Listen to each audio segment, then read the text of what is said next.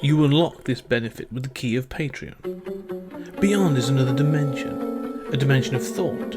A dimension of speculation. A dimension of mind.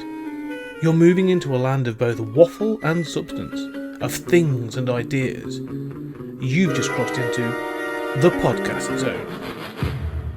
Ladies and gentlemen, welcome back to Stories Out of Time and Space. This is our travels through the Twilight Zone, and we are onto our 7th episode. And while we may be together, Julian and I are lonely. We are trapped on an asteroid in deep space as a punishment for, I think, murder. And we're going to explore what that loneliness does to someone, and also what it does through partnership when we are given a robot companion.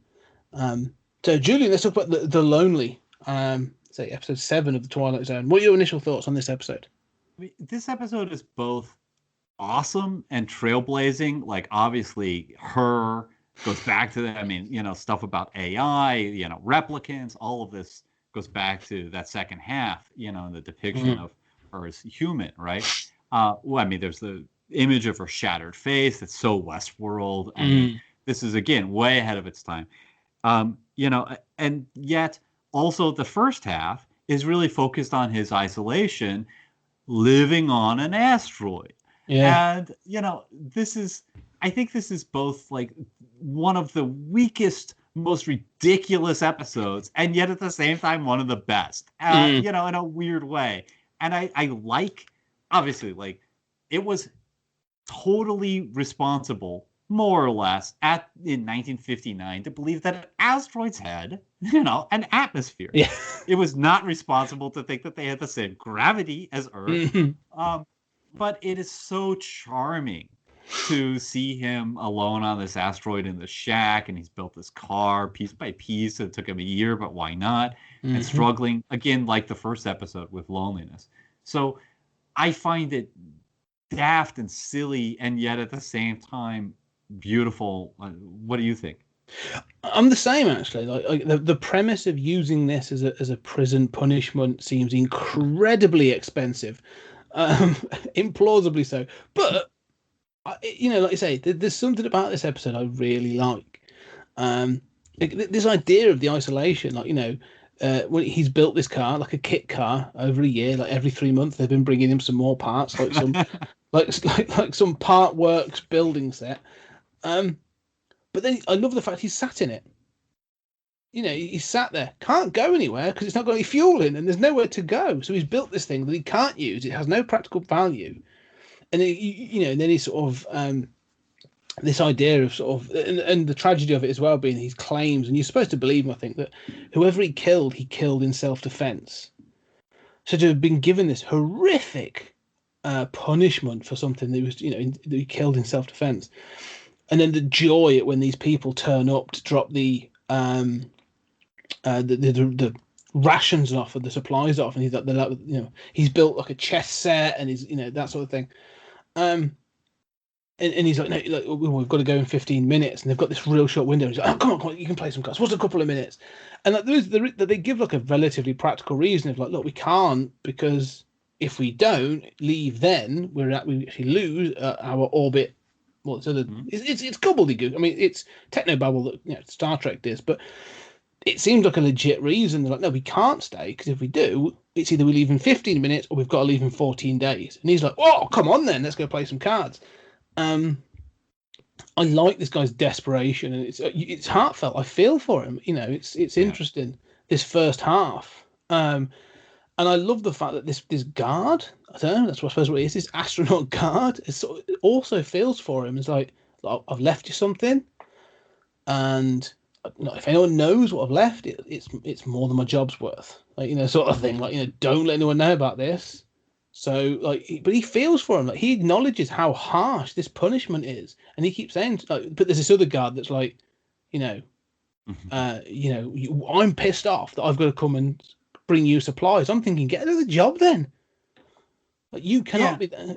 But I mean, I will say, it doesn't, look, if it's 14 days, that comet is on some quick rotation. I mean, but that comet, that asteroid, it's totally ridiculous. But the other thing is, yes, it's totally ridiculous that you would leave one person on an asteroid and just fly to multiple asteroids. But then again, it's like 2000 AD has send them to Titan. Yeah. Come on, we have tons of prison planets and all of this stuff and Star Trek, Star Wars, all this nonsense. So I'm willing to forgive that. I also love the sort of like, oh wow, they're coming. The ship only comes every 4 years, and there is this sort of background that you're aware that on Earth there's a discussion of, is this sort of cruel and unusual punishment? And Alan B, the guard who is sympathetic and has brought him this robot, is clearly of the mind that, yeah, this is cruel and unusual.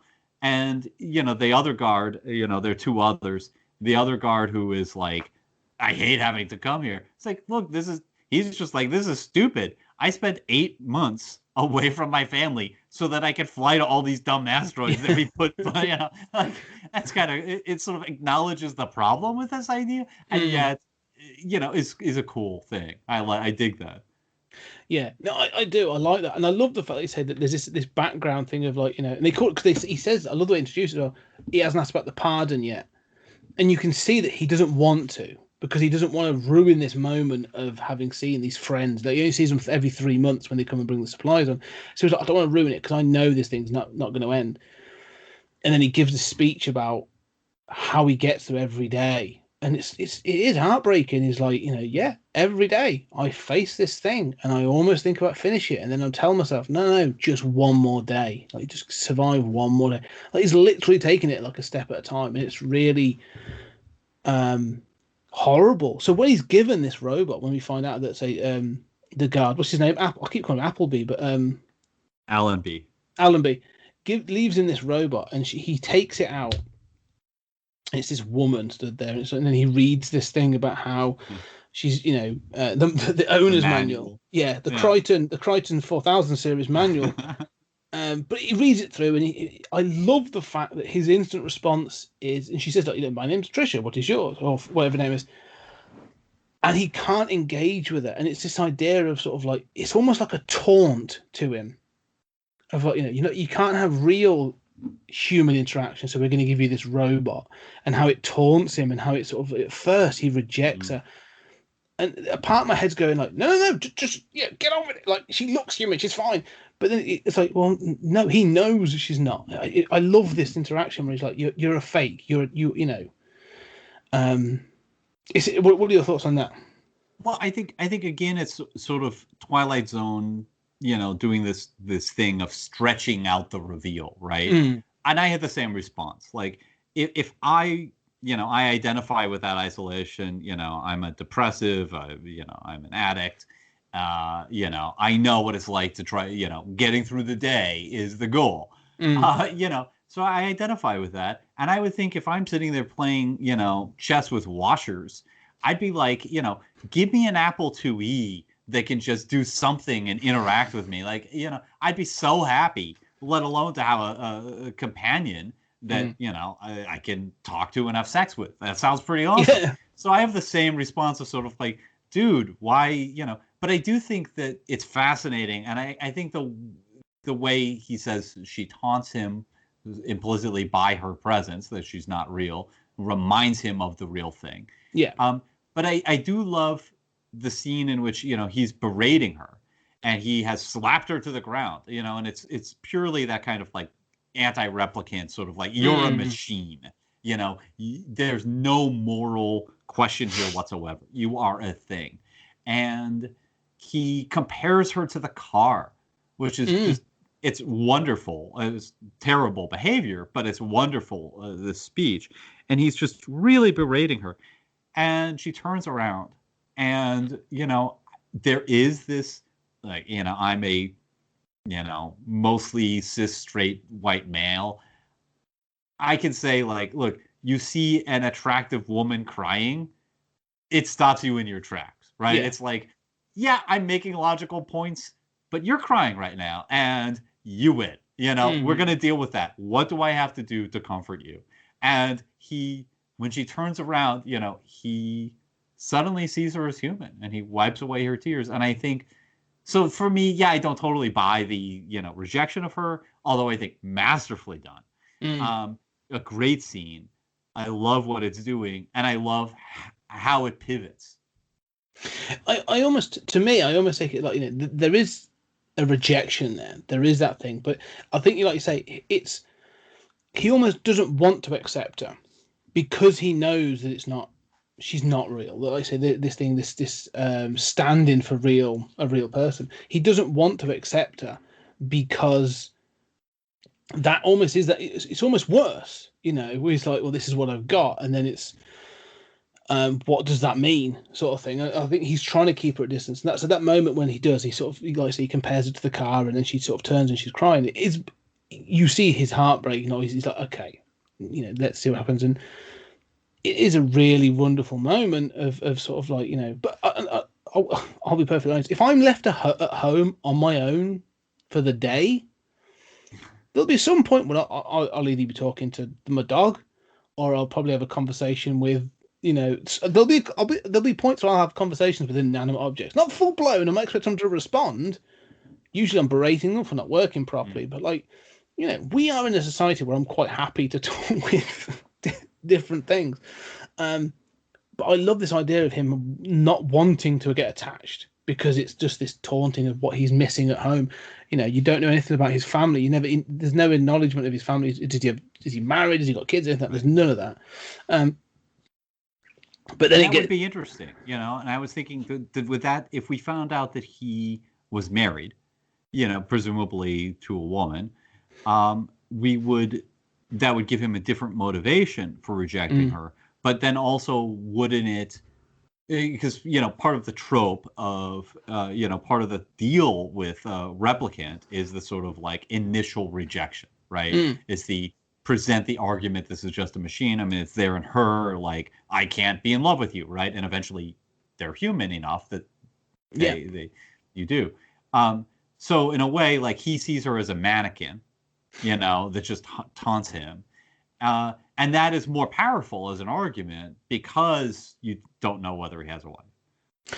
Yeah, and so I find that is interesting. Like, you don't know, you never told what his life is at home or on Earth. But obviously, then it flips to sometime later, and you find out that months. Yeah, 11 months. Time jump. Yeah. So the thing is, I find interesting is that she's sent to hide because they do say these people come every 3 months, and they're early when they come back. So they've been several times, and she's had to hide when they've come back with the supplies because she's not supposed to be there. But they've built this relationship, and they've almost built like this life on this asteroid. But the pardon's through. The discussions have been had, and they agree this is no longer acceptable. And he's been given a pardon, and he can go free. And there's a great this is just like destroy because he doesn't click because he doesn't see it as they say, right, you've got to leave now. We've got 20 minutes. You've got to leave now, and you can take £15 of whatever you've got behind you. You've only got £15. And he says, okay, well, let me get Alicia, isn't it? Alicia. Let me get Alicia, and we'll jump on and we can kiss this place goodbye. And the guy's like, oh no, I forgot about her. Yeah. And Allenby's like, oh Christ. And it's like that moment of like, oh, I've got to break him again. Like, what are we doing? And it's that thing about you leave her behind, that's murder. I mean, he says, you don't know her. She's human. I mean, like, he has not only said, I love her and we have a life together, but he's like, no. Basically, he's saying she has a soul. Yeah. I mean, I don't believe in a soul necessarily, but that's essentially his argument. It's like, she is human. Yeah. And again, I think there's the ending of this could have gone different and probably should have gone different for me.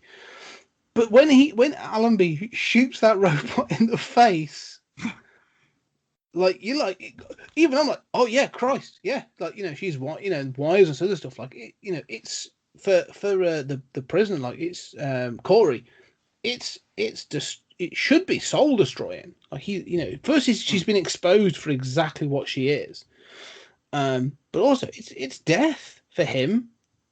This is an entity taken out of his life. There's going to be grief. It's going to destroy him. Yeah. I don't know what you think about that. Well, I think this is one way in which the episode is another way in which the episode is dated. I think there is like we've done Westworld, right? The first Westworld is just the robots are the villain. The Yeah. second Westworld is they're the protagonist, right? We sympathize with the other more instinctively today, and I hope so. So today I watch it and I'm like, oh no, you haven't solved anything. Like I would be like, no, I am going to stay here and try to repair her, or just protest the fact that you have murdered my wife. Yes. But I think that what we're supposed to think is when we see that shattered face, oh yeah, this was a therapy device. Yeah. It's a machine. It's ultimately just a complex machine, and it was a therapy device that got him through this tough time. And he has seen the shattered face and seen, oh, that's a machine, and he has agreed to go home. I think that's what we're supposed to do. No, that's what I see on screen. Mm-hmm. But again, this is how it's dated. I think we have a different relationship with machines these days, and so I'm in love with Siri. Yeah, she answers all my questions and doesn't question back. It's But one of the things is, when I watched this, is I almost anticipated he was going to choose to stay on the asteroid with her. That was an option, or maybe not in '59 they wouldn't have done this. But when Allenby pulls the gun, he would jump in and sacrifice himself, and he would the one to be shot.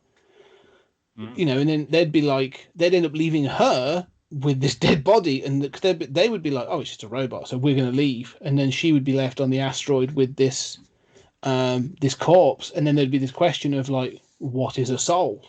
Who, if you just replaced one person in isolation with another person in isolation, that's what I thought. One of the things I thought was going to happen. So, yeah, it could go another way. Yeah, I mean, and you sort of see that, again, like you see the twist coming, right? But it does play out this kind of moral dilemma that, again, we've seen play out in Her, we've seen play out in Blade Runner. In fact, it's one of the things we love about Blade Runner that's actually pretty muted in that actual film, and it's more of a theme here. So I think it's still ahead of its time. How it ultimately plays out might be a little dated, but in terms of my final thoughts, I just wanted to call attention to the stargazing scene. I love looking up at the stars. It's one of my hobbies to walk down the street. I live in the country and I can see the stars well. If anyone watching is in the northern hemisphere and has never been to the southern hemisphere, do yourself a favor and do that and see the Milky Way stretching out across the sky and imagine how our ancestors perceived this.